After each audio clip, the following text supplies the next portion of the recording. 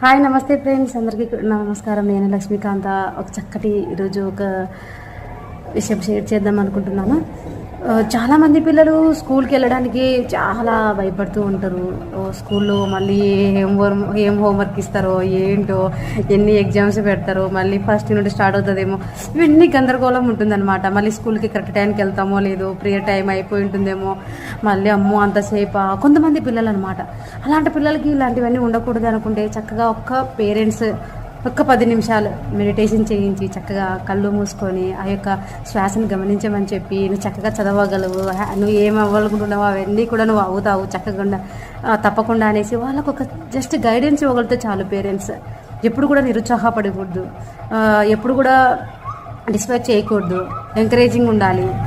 ఏమంటే ఎప్పుడు చూసినా మనం ఏం చేస్తూ ఉంటామంటే అందరినీ కూడా ఇబ్బంది పెడుతూ ఉంటాం, పిల్లలందరినీ కూడా. అలా చేయకూడదు. Thank you.